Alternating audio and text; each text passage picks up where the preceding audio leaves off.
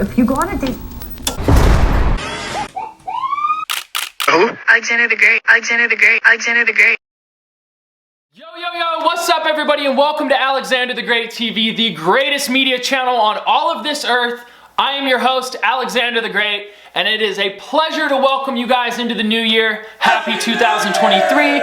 We are super excited to jump into the new year with some new content here at the channel. And today we're going to be talking about a topic that is super popular and relevant in today's world and has been for centuries. So we're super excited to jump in that, but before we do, please smash that subscribe button below if you have not already. Hit the bell, turn on post notifications so you can stay up to date with all the new product drops, media drops, collaborations, projects, all that good stuff this year. So tap that button below. Okay, you guys, so today we're gonna be kicking things off on this video talking about tattoo shops inside prison, aka correctional facilities, institutions, state prison, the pen, the joint. Ever had your shit pushed in? Whatever it may be. And I'm not speaking about the contraband, illegal type that goes on in a cell that reeks of possible disease spreading and just, you know, bad health standard practices, right? We're not talking about those type of tattoo shops. We're talking about actually facilitated tattoo studios inside correctional facilities that are being used as career paths for convicts looking to transfer into a new career upon release. I find it super fitting that I'm talking about this topic into the start of the new year, as I just jumped into an apprenticeship at a tattoo shop in Rochester, Minnesota. Big shout out to Skin Lab Studio. Jumping into this apprenticeship is super cool and comfortable for me because I've been going to the shop for quite some time, getting tattoos from one of the artists named Holland there. Jumping into a comfortable shop where I can kind of express my artistic ability, and you know, I'm a self-taught prison tattoo artist. That's where I learned a lot of my work. It's gonna be cool to like unlearn a lot of the bad practices I probably learned inside prison and pick up a lot of good ones. Being in such a professional shop such as Skin Lab, they have such great standards of professionalism with the way that they treat their clients and handle their artwork and just everything. It's been really cool experience so far. So in the next couple months, I'll be showing you guys across the channel some of the progress that I'm doing at the shop. So if you're ever in Rochester, Minnesota, or if you're ever in Minnesota for that fact, you can do a little bit of traveling. Come check out the shop. So let's jump into the video. We're talking tattoo shops inside prison, inside correctional facilities. That's something that's not eerily new to society standards, right? We're talking about something that throughout history has been something of a lowly status as well as a high status. From sailors coming back branded with their adventurous lifestyle through cultural expression, as well as punishment and humiliation, onto the current day with the topic that we're talking about, a possible career path. Now, before we jump into the specifics of tattoo shops inside prison, we gotta talk a little bit about the history of things. According to Herodotus, writing about Scythian and Thracian people in 450 BCE, tattoos were a mark of nobility, and to not have them was a testimony of low birth. Yet to the ancient Greek and Romans, tattoos were seen as punishment and humiliation. Apparently, the Athenians tattooed owls to symbolize the owl of Athenia onto the defeated armies as a mark of humiliation and shame. Used for centuries to mark deserters, slaves, thieves, and more, disgraceful tattoos were often placed across the hands, face, and chest. In the early Mayan civilization, body modification of all kinds was seen as pleasing to the gods for social status and for personal beauty. According to History on the Net, they went as far as deforming the skulls of newborn babies to achieve a more desirable shape, filing teeth as well as piercing and tattooing. The noble class performed as many body modifications as they could, as Mayans believed the more extreme a modification, the higher the status of the individual. Pre-Incan Chimu people so revered their tattoos, the tools themselves were often included in the burial of the mummy, which implies that tattooing was held with high regards in the early years of South American cultures. To some ancient cultures, tattoos symbolized only good things, like magic, power, and devotion. To others, they were clear warnings, signs of criminality and untrustworthiness. So what we're seeing here is, from many cultures throughout history, centuries and centuries, hundreds and hundreds of years, in all forms and fashions, tattooing, piercing, body modifications, All these things have kind of had a like stronghold or sort of involvement in our civilization. Tattoos and piercings have always been around. Okay, so now that we've discussed a little bit about the history of how tattooing has come into corrections and just kind of blossomed into things, let's talk a little bit about the actual tattoo machine history, right? December 8th of 1891, there was an official patent put forward by a New York tattoo artist by the name of Samuel O'Reilly. O'Reilly would be the first one to admit that his invention really wasn't his, it was an adaptation of the machine that was invented by Thomas Edison, which was the autographic printing pen. O'Reilly witnessed a demonstration of this electric pen, sort of writing tool that Edison had built to allow documents to be etched into stencils and then be copied, which I see a lot of people nowadays use these things online, right? It kind of looks like a tattoo machine, but it's a pen and they're kind of drawing with it. I wonder if that's kind of like the similar concept of it. The electric pen that Thomas Edison came up with was a complete failure, but the tattoo machine blossomed from this was a worldwide smash. It was the early 1900s when the tattoo machine really began to rise in its popularity, and that's when prison art would follow. Okay, you guys, so we talked a little bit about the history of how tattooing is super ingrained and has been for centuries into corrections. But let's talk about actual tattoo studios in this modern day world in corrections. Where are they at? What are they doing? How do they operate? So currently the only operating professional tattoo parlor is called Inmates Tattoo Studio in Strasbourg, Luxembourg, which is Luxembourg's only prison, and has been operating successfully for the past 3 to 4 years. There was also some programs that launched in Canada as well as Barcelona, but they were unsuccessful in maintaining their practices within the prisons. They weren't seeing the numbers within the program that they wanted to, so they shut down the program funding. Currently, which is super, super interesting, here in the state of Minnesota where I live, they have caused quite a stir with a job application post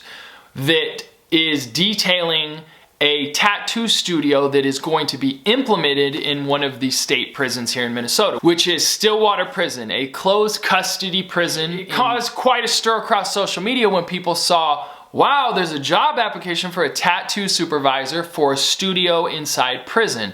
So this is the first of its kind in all of the United States. So this is huge, right? This is huge. The state of Minnesota is taking a new approach, which they've seen some potential, obviously, in the Luxembourg program to translate that over here into the States and to hopefully create possible career paths for convicts upon release. So the details of the program, they'll have certain structure and standards in how inmates can sign up and pay. The tattoo supervisor, I believe the salary range was somewhere between $50,000 to $75,000 per year. I'll pull it up so everybody can see. So that pays pretty well. I don't know, what the job duties would entail. They put a lot of these things, but who knows what it's really like when you're inside a prison facility and teaching convicts how to professionally tattoo with, whatever the process may be. Yeah, at the end of the day, while it's unusual in many people's view, I'm sure, I would also say that, we have to be creative and look at what the market is doing and what the reality is. The majority of the incentive behind this tattoo studio inside the Minnesota prison systems is to combat two things: recidivism, and so creating a career path for individuals so they can obtain some type of job that translate to modern day employment. And I guess the Minnesota state and lawmakers are seeing this as a positive career path for individuals and something of a modern day approach. And the second incentive for them to doing so is to combat the very, very high levels of transmissible diseases such as hepatitis C and HIV from needle sharing, mispractice of the health standards. What kind of health standards do you have when you're tattooing somebody inside prisons? The state of Minnesota actually has dealt with some legal trouble in the past in delaying the treatments of the virus with prisoners until they were actually having damage done to their organs. And a big group of individuals who had hepatitis C came together within the prisons and sued the prison and won, and actually won the lawsuit. So it's been a very proactive method upon the state of Minnesota and their health department to treat these individuals, to handle that. And that has been a rising number, right? So with this hiring of a tattoo supervisor and implementing a professional tattoo parlor inside the prisons, they're hoping to watch these numbers and hoping that these numbers of transmissible diseases inside corrections will continue to lower with the implementation of this program. You don't really see it unless, you know, modern day TikTok kind of shows the practices of how tattooing goes on, prison art. It really doesn't give you the whole picture of what people are doing and how it's just very, very unsanitary for what they're doing, and reusing needles and passing needles, and you know, just thinking that the approach of flames to a needle, heat, just does enough for cleaning it. It's crazy, crazy, crazy things. I can remember from doing tattoos inside prison and witnessing the actual tattooing. It's completely horrible. The practices of misuse of tattooing gear and just like hell standards. Like, I'm telling you, if a doctor saw what was going on inside a cell, inside prison with the tattooing, they would have a huge, they would just... So you might see why an official tattoo parlor inside corrections might be a worthy action to put forth in combating this transmissible diseases. They say that currently the percentage is somewhere around 30% of the prison population has a disease such as HIV, hepatitis C from, you know, either past intravenous drug use or sharing tattoo needles, having unsanitary tattoo processing done inside prisons. It's not a good thing. It's really bad. If you go to prison, if you're on your way to prison, jail, if you're just a relative that has someone that's going, tell them not to get tattooed in prison. Just wait to get out and have those sanitary conditions at a professional shop. All right, you guys, so we talked about where you can find these tattoo studios in modern day corrections, right? So whether you have a loved one that's in a Minnesota prison and they possibly want to become a tattoo artist, or just transfer over to a prison where they can possibly get some tattoos without worrying about getting caught. This is something that I think is a cool new approach to fighting recidivism, to combating the constant cycle. It's a cool approach that I hope that it pans out the way state officials see it, with dropping numbers of hepatitis C cases as well as combating the recidivism so that people quit coming back to prison. So let's talk about the pros and cons of the actual tattoo studios being implemented into the correctional facilities. Okay, so there's always a good and a bad, the pro and the con, the yin and the yang, okay? So let's talk about, what do you guys think? I'd like to see a lot of comments below. I'd like to see, is this a good thing? So on one side of the hand, you have you're fighting transmissible diseases with healthy practices of tattooing, right? You're actually learning all of the dynamics of blood pathogens and how to, you know, effectively clean and sanitize the skin, or processing of tattooing, all of these things that play into a healthy standard of practicing professional tattooing, right? You're putting it into an institution so they don't really have to resort to possibly transmitting hepatitis C by tattooing somebody that may have that disease, right? So having this tattoo studio, those people who have maybe HIV or hepatitis C can go into this studio, be effectively tattooed without getting their blood spread somewhere where it might infect another human being, right? So that's the good.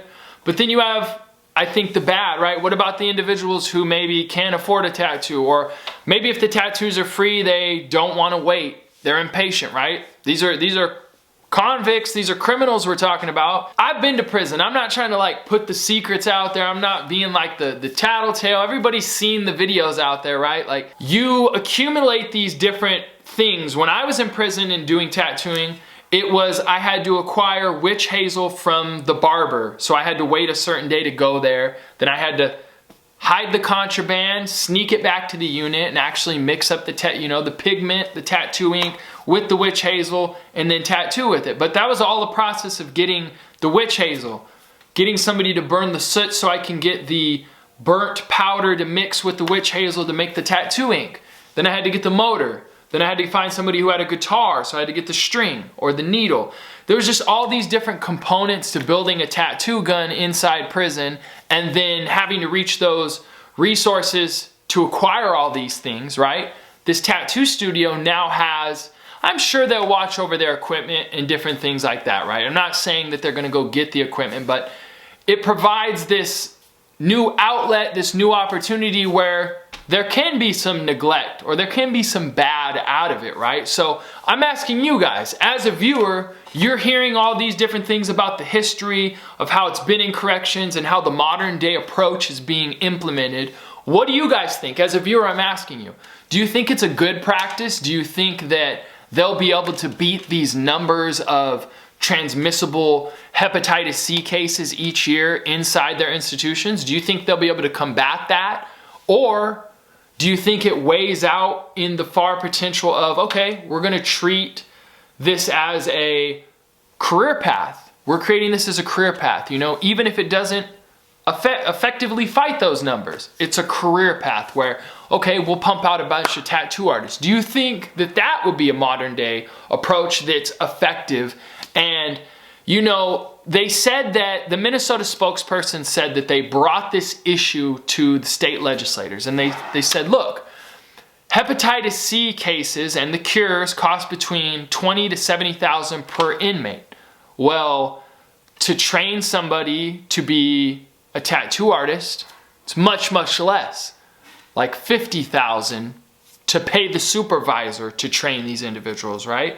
And then with what comes that tattoo studio is healthy practices, or, you know, they're learning at least to be a little bit more sanitary, because the rising number is coming from either individuals sharing needles, doing drugs, individuals tattooing, sharing needles. I even heard of a crazy case where an individual took their infected HIV blood, pricked their finger and dropped blood, you know, put drops of their own infected, diseased blood into tattoo ink, shook it up, and then sold it to an opposing gang. So he gave it to somebody else and then told that other inmate, go sell it to this opposing gang, let them tattoo with it, right? So this was HIV infected tattoo ink, nasty blood that got passed over to a gang, and they were all using it, all getting gang tattoos with it. It's just super crazy, super unsanitary, and like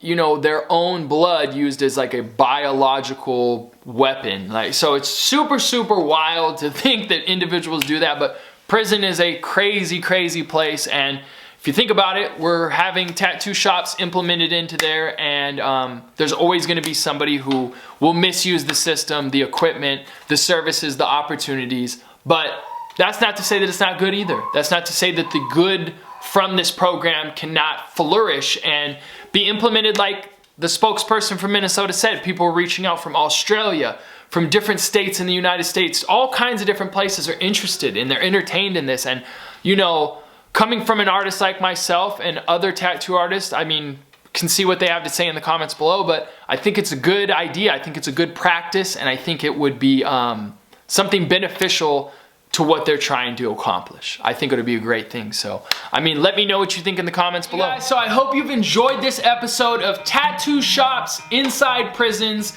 corrections. It's wild to think that tattoos have been implemented in our society and civilization for centuries, for decades, for so long. We've been using this practice of body modification, piercing, tattoos, marking. It's just, it blows my mind to think that it's been so ingrained in our culture, and that now it's translating into career paths for convicts, inmates. It's such a modern day approach. I love it, I love it, I love it. I hope that you do too. Let me know in the comments below what you think. If you have not already, you guys, please smash that subscribe button below, as well as hit the bell to turn on post notifications so you can stay up to date with all this cool stuff that's gonna be dropping across the channel. My little man wants to jump up in here. So yeah, you guys, I hope that you've loved this episode of Tattoo Shops Inside Prisons. You're never getting a tattoo, right?